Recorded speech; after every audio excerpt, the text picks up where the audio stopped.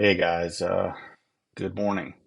Um, Brendan here. It's day one post microdiscectomy surgery, and thought I would share a little bit about my experience, just in case you're out there wondering about the procedure and trying to make decisions like I had to not too long ago.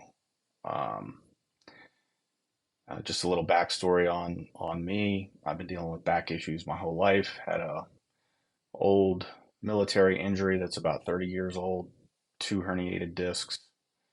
Kind of managed through it for the most part with epidurals and physical therapy and things like that. And about a month ago, I had I was doing something every day, bending over, like in the position of tying my shoe, and boom, I have this really shooting pain, and then from that point forward, left leg kind of dead, numbness, tingling in my foot, and really terrible sciatic pain through my left buttock and down my hamstring. The worst was actually in my calf, the outside of my calf, about the outside about 2 inches below the knee. It was so bad it kept me up at night. I couldn't sleep. I couldn't sit. I couldn't lay down.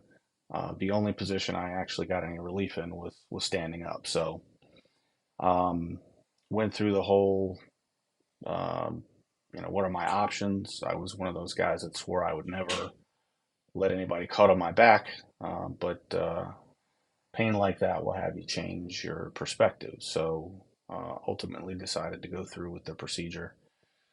And today's day one. Had it yesterday about 12 noon Eastern. It's about 24 hours later. Um, so the surgery went pretty well. No real complications from what I can tell. Couple of things that I'm experiencing from the general anesthesia. I got the hiccups quite a bit. I don't know if that's something from that. Um, I'm also having a little bladder retention. I guess they give you some drugs when you're under general anesthesia that keep you from going to the bathroom while you're on the operating table, and those take a little bit of time to wear off. I don't know that that happens with everybody, but it's happening with me.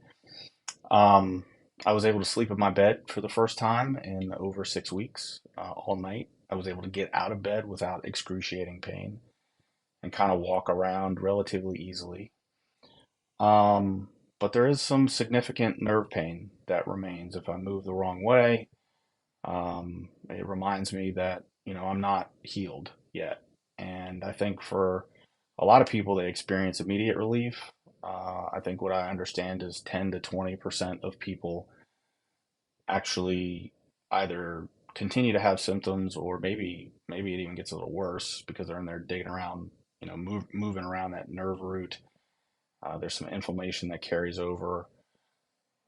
It depends on the size of your herniation. Mine was very big. I think a severe herniation is described as 7 millimeters. Mine was 15, so twice the size. So it's the size of the herniation and also how long the nerve root has been compressed. So mine was about 6 weeks or so by the time we got to the surgery. So I imagine I still have a lot of healing to do. I got to take the good with the bad. I was hoping that I'd be like, yes, I'm good to go today. But unfortunately, I got to take some of the positive signs with some of the negatives. I'm wearing this pretty substantial back brace, which is awesome. I've been doing ice every 20 minutes for the last 24 hours and staying on top of the pain medications. So prior to the surgery, my pain level on any given day was probably somewhere in the 4 to 5 range, and maxed out was a 9. I mean, there were days when I was practically in tears, in the car too long, hit a bump, something like that. I mean, it was just terrible. Um, Standing here talking to you right now, I guess I'm about a 2. Much of that is the actual incision where the surgery site is. Um, but if I move the wrong way, I'll still hit that 8 or 9. So um, I'm hoping that'll settle down. The inflammation will start to go down.